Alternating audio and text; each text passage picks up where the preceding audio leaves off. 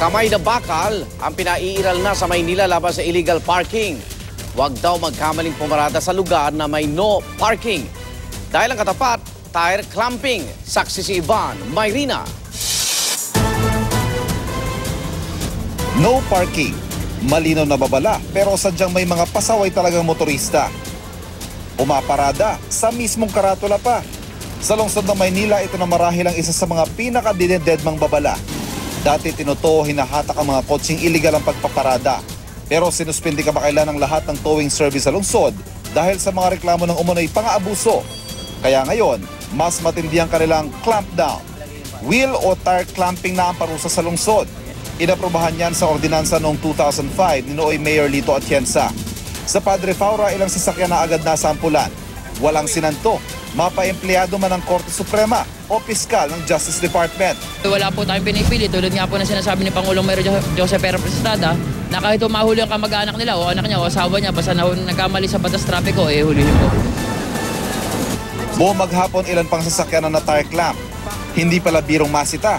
Ang 900 pesos kasing multa, kailangan bayaran sa City Hall. Pagkabayad, doon lang makukuhang susi ng padlock ng tire clamp. Wala na akong towing pero ano daw? Clamping. Ano ba nangyayari sa Manila? Ha? May towing, walang towing. Ngayon, padlock. At huwag din daw itong subukan tanggalin, gaya ng ginawa ng isang nasitang driver. Sa tindi kasi ng kapit ito, nagkawarat-warat, pati gulong. Ito naman si mamang driver, hindi lang naaktuhang nakaparada sa harap ng no parking sign, nakaharang pa sa driveway. Kaya kahit anong palusot, uwi na rin sana kami ng probinsya. Kung pagbibigyan kami ni Sir sana, salamat sana po. no parking daw Oo nga po Liwanag po na. yung may Karatula, no parking sign. Then, inabutan po namin kayo, sir. Natutulog lang po kayo sa sa upuan nyo, nakatulog lang ako kasi hinihintay ko sila, sir. piniketan pa rin siya ng illegal parking at obstruction na 900 pesos din ang multa. Ang dayuhan namang ito na alanganing pumarada sa tapat ng tinatambayang coffee shop sa Malate, nagmatigas sa pagbibigay ng lisensya. Ang ending, na-tire clamp siya. Kung may mga pumalag, meron din namang aminadong lumabag.